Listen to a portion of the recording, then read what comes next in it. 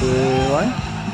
On entend le concert d'angine de On entend le poitrine. cancer et je me demandais, Martin Sirois, notre invité qui est propriétaire de Sécurité Sirois, c'est un beau défi ou ton pire cauchemar quand tu vois des images comme celle-là? Du festival de jazz de samedi. Ben non, écoute, Festival d'été de Québec pendant au-dessus de 30 ans, on a vécu ça Ouais, régulièrement. plusieurs soirs par semaine, disons. Là. Mais par rapport à l'événement d'angine de poitrine de la fin de semaine, plusieurs se sont demandé si la sécurité était adéquate. Honnêtement, moi, je crois que la sécurité est adéquate. Avec un grand nombre de même de festivaliers, ce qu'il faut s'interroger, c'est le site, est-tu adéquat? Tu sais, c'est un peu une boîte. Oui. Il n'y a pas beaucoup de zones de débordement qu'ils peuvent faire. Tu sais, ajouter des écrans géants justement pour disperser la foule quand c'est trop compacté. Ou, tu sais, c'est plus là, je crois, qu'il faut s'interroger que le service de sécurité. Parce que là, juste avant d'entrer en onde, tu regardais les images puis tu disais ils sont pas si compactés que ça. C'est comme il y avait encore de la place pour... Ben, tu sais, les gens ouais. sautillaient. Et moi, j'ai déjà vu des foules là, où que tu pouvais carrément pas T'as bouger. l'œil, là, Martin, là, pour voir ça, à vol d'oiseau comme ça. Tu le dis, c'est un site qui est particulier. Il y a des bâtiments, le complexe des jardins. Puis là, Isabelle, tu disais d'ailleurs, alors que ça battait son comble, alors qu'il y avait déjà presque 100 000 personnes, on a comme fermé des accès. Un ce qui bout est de complexe des jardins. particulier, il me semble. On n'aurait pas plutôt envie d'ouvrir des voies? Ben, c'est parce qu'à un moment donné, on a une capacité de site à respecter. Ouais. Puis ça, c'est pas la sécurité qui détermine Les ça, c'est assurances. des experts, les assurances, les services municipaux. Alors, un coup que ce nombre-là est atteint, ben, on doit fermer le site pour empêcher les gens de continuer à entrer et justement d'avoir des compressions dans le public. Puis, ce qu'on m'expliquait, c'est que les gens restaient quand même aux entrées et ça s'accumulait. Alors, il s'est créé comme d'autres sites greffés au site principal qui était fermé. T'sais. Ça faisait une espèce de goulot parce que quand tu arrivais près du complexe des jardins, il y avait un raz de marée qui sortait, comme s'il se passait quelque chose. Puis toi, tu essayais de rentrer. Ça bougeait pas vraiment. Puis à un moment donné, moi, j'ai eu la sensation, je me suis dit, il se passe-tu quelque chose? On est-tu sur le Titanic? Puis il faut se trouver un canot de sauvetage. C'était un peu ça le sentiment. Le resto Bivouac, qui était tout près en hauteur, a fermé sa terrasse pour des raisons de sécurité. Il y avait comme ça, on dirait, qui se passait. Donc, il y en a qui ont eu une belle expérience, ceux qui étaient dans l'environnement de la scène, mais pour d'autres, ça a été anxiogène. Oui, ça devait être angoissant pour certains, c'est sûr. Surtout si tu t'attendais pas à ça. Là, Absolument. Ben, je continue à dire que je crois que c'est le site pour un nombre de festivaliers de même qui n'est pas adéquat. Ben, c'est vrai qu'entre des buildings, par exemple, vous avez parlé des plaines. Les plaines, c'est tellement à air ouverte que même s'il y a beaucoup de monde, c'est comme si on a de la place pour sortir en cas de pépin, parce que c'est toujours ça, à ça qu'on pense quand on est dans une foule. Je me souviens, moi, de Paul McCartney, quand on l'avait fait à l'époque sur les plaines. On avait un site de transbordement qui pouvait accueillir au-dessus de 75 000 personnes à l'arrière. Avec des pépin. écrans. Puis s'il arrive de quoi, mais tu sais, c'est un parc vaste, alors les gens peuvent prendre la direction qu'ils veulent un peu. Là, Est-ce que c'est arrivé, toi, dans ton métier, où tu as dû justement gérer des urgences comme ça dans un site où c'est bondé de monde, puis il arrive quelque chose, puis là, il faut gérer une crise? Ben, presque à tous les soirs. Oui. Écoute, mais le pire scénario pour nous, ben, on a tout le temps eu une belle réussite, c'est l'évacuation d'un site à cause de la météo. Oui, il y avait eu des orages violents, je sais pas quoi, puis il y avait des centaines de milliers de personnes. De plus en plus, là, c'est fréquent, ça arrive à toutes les années, puis on était pendant 25 ans pas de n'avoir. T'sais. Ça, c'est des moments plus critiques. Ben, normalement, quand c'est bien organisé, les gens contribuent aussi. Là. Puis, tu sais, si ça se met à nous tomber sur la tête, gros de même, ben, les gens veulent quitter aussi. Ouais. Là, c'est à nous à ouvrir des brèches supplémentaires pour que les gens puissent quitter le plus rapidement possible. T'sais. Est-ce que tous les festivals ont ce plan de match-là en cas de pépin? Écoute, je crois que oui, parce que quand même, les autorités compétentes, c'est pas Ticlin et Tidjo qui vont faire un festival quelque part sans autorisation puis sans que quelqu'un ait mis un stamp là-dessus. Alors, je crois que oui. Ce que tous les organisateurs suivent les conseils à la lettre, probablement que la réponse est non.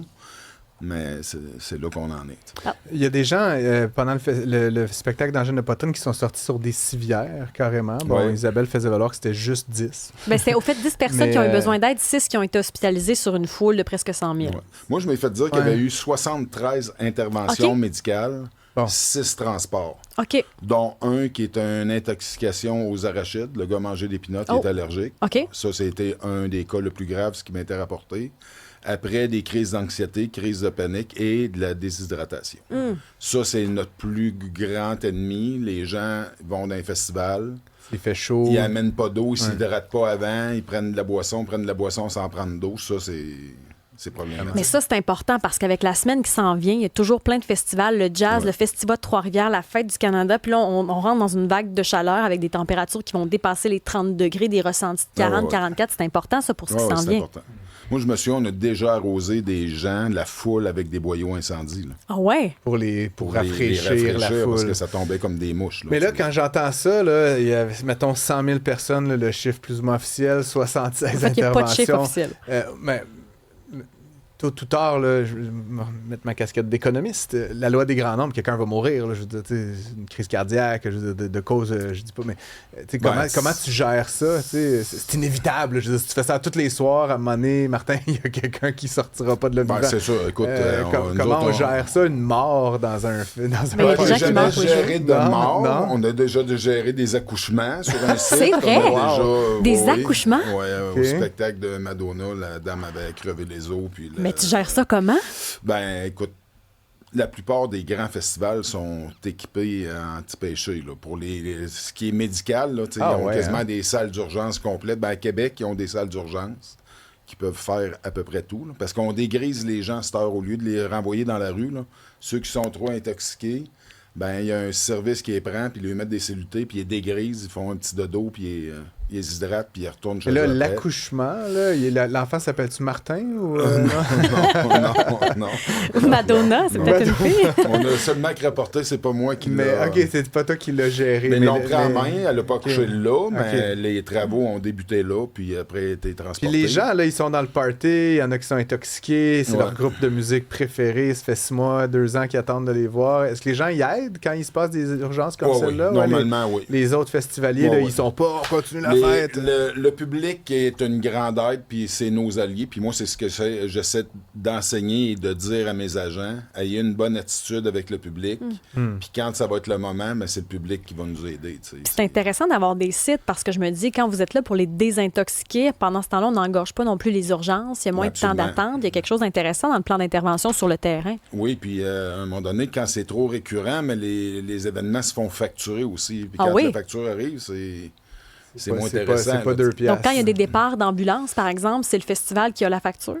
Bien, si on n'est pas organisé à l'interne puis qu'il y a des débordements, tout ce qui est supplémentaire peut être facturé au festival, en effet. Là. Quand on regarde, il y a eu quelques drames là, au cours des années. Il y a eu un mouvement de foule, entre autres, qui a fait 8 morts, des blessés dans un festival au Texas, le Astro World, entre autres, là, en 2021. On pense bien évidemment au Québec à Woodstock, qui a complètement dégénéré. Est-ce que des situations comme ça peut encore arriver aujourd'hui ou on gère mieux maintenant? On gère mieux. En tout cas, nous, de notre côté, même des fois, les promoteurs nous demandent de faire des entrées sur le côté de la scène, puis on refuse catégoriquement. Puis on se sert de cet exemple-là. Alors, on rouvre plus au fond de la salle, les gens entrent, puis on peut gérer la compression. Tandis que si ça rentre sur le côté, c'est où qu'on va aller, en avant-scène. Puis l'entrée bouche très rapidement parce que les gens veulent pas faire de mouvement. Ça puis, pousse. Ça peut prendre combien d'agents de sécurité pour assurer qu'un site est safe, justement, dans un festival? Écoute, c'est la question à 1 000 $. Ça dépend. Ça dépend comment est-ce que tu as d'entrée. Ça dépend du setup que tu as sur le terrain. T'sais, si tu as 2 régies, si tu as un corpo, si tu as 8 cabanes à patates frites, 12 sorties... Puis ça va pas au nombre de festivaliers. J'adore que c'est des considérations c'est ça que nous, on va dans des festivals, on passerait pas nécessairement à tous ces éléments-là. Tu dis donc que ça dépend pas du nombre de festivaliers. Puis il y en a qui disent que ça prend, disons, 20 agents par ratio. C'est pas vrai, ça. Non. Ben, en tout cas, moi... Non. Trouve-moi quelqu'un qui va nous donner le chiffre magique, là, c'est pas vrai. Puis honnêtement... d'une foule de 100 000 personnes, même s'il arrêtait 2000 agents de sécurité, si cela a dégénéré, ça dégénère. Rien faire. Est-ce qu'il y a des types ou des groupes ou des types de festivals, mais je sais pas, mettons, angine de poitrine, c'est plutôt plutôt cool, tu sais, la musique classique, Slipknot, mettons, là, tu sais, y a-tu des... Moi, le pire que j'ai y a-tu fait, des foules qui sont plus difficiles à gérer, mettons? Rammstein. C'est vrai? Oh, Je m'en Comment allais ça? là. la Ouais. première année au Festival d'été, écoute, il y avait tombé un orage, puis là, premièrement, ça a dégénéré. Là, c'était une bagarre sur le terrain. Il devait y avoir 400 personnes qui se battaient. Puis ils sont mis, à un moment donné, à tirer de la boue sur les tentes corpos. Écoute, c'était Le bordel. Après l'événement, là, ils ont lavé les chapiteaux à hausse de pompiers. Là. C'était dégueulasse. Ça, puis des shows, faut que je fasse attention comment je le dis, les choses que c'est plus dur, plus compliqué, puis la sécurité, c'est où il y a des personnes qui sont plus âgées un peu. Ah oui? Ouais, c'est une clientèle qui est plus difficile à gérer. Parce que santé plus fragile ou parce qu'ils n'écoutent pas les consignes? Écoute moins les consignes. Là, quand tu dis plus âgé, on parle pas de 75 ans. Ben là, c'est ça. J'avance vers là aussi, alors je fais attention. Mettons la FADOC en montant, 50 plus? Ouais, tu sais, c'est... Pas pour la violence, là, ben pour faire appliquer la réglementation où c'est... Puis la vulnérabilité, là, je sais pas, tu sais, selon l'âge, là, mais tu sais, les chances que tu te blesses à 74 ans sont peut-être un peu plus grandes qu'à 22. Oui, là, je disais absolument, en début de show que j'ai déjà fait du body surfing, moi, puis tu Ouais. tombes à terre, puis tu te relèves, là, tu sais, Ouais. à 75, peut-être un peu Mais moins. je là. trouve ça intéressant que tu dises, quand les gens sont plus âgés, on peut comprendre que c'est pas nécessairement 74 ans parce qu'on cible tout le temps les jeunes. On dit toujours que les jeunes sont ci, sont Non, ça. c'est pas vrai. C'est pas vrai. Les jeunes savent un peu à quoi s'attendre aussi. Tu sais, quand on a un jeune qui nous passe des fois dans les mains, puis qu'on lui dit la troisième fois, ça va aller différemment, normalement, on est capable d'être Puis convaincant. il n'y a pas envie aussi, de se priver du spectacle. En plus. Est-ce que quand vous avez à intervenir, les gens relativement écoutent? Est-ce que vous devez parfois utiliser la force ou de façon générale, c'est pas pire? Oui, mais on a des... Tu sais, avant, là, je recule, moi j'ai commencé début des années 90, on intervenait one-on-one, là, tu sais, un sur un. Nous autres, ce qu'on demande à nos gens, c'est s'il y a deux individus qui font le trouble, on arrive là à 5-6, on discute, ça marche pas. On veut pas qu'il y ait des coups de portée où on n'est plus rendu là. Est-ce qu'il y a plus d'interventions aujourd'hui qu'avant dans les années 90? Non. Non, il n'y en a pas plus. Les jeunes sont plus durs à gérer. Là. Il y a plus d'enfants rois, disons. Là. Il y a plus... Les égos, disons, qui sont plus gros. Ah ouais, c'est hein? plus dur à gérer, mais les gens collaborent quand même assez bien. Est-ce que les cellulaires vous nuisent? Si on intervient mal, c'est un ennemi, mais si on intervient bien et qu'on travaille dans les règles de l'art, non. Sur quoi vous devez vous intervenir le plus dans un festival? C'est quoi les cas les plus fréquents? Je vais revenir au cellulaire, excuse-moi. Oui. Le plus gros, c'est nos employés, le problème avec les C'est cellulaires. vrai, parce qu'ils Ouais, textent c'est au ça. max sur les heures Ils sont de tout le travail. temps sur le cellulaire. tu sais. Et Fait que, là, là. c'est un peu ça. Alors, excuse-moi, j'ai... Ben, les cas les plus fréquents que vous devez, sur lesquels vous devez intervenir dans un festival? Ben, c'est beaucoup du service à la clientèle maintenant. T'sais, 95% de notre mandat, c'est du service à la clientèle, de répondre aux gens, de les guider, les interventions physiques. Je vais te donner un exemple au centre Vidéotron. Disons que j'ai 175 agents, ben, j'en ai 6 ou 8 qui ont le droit d'intervenir.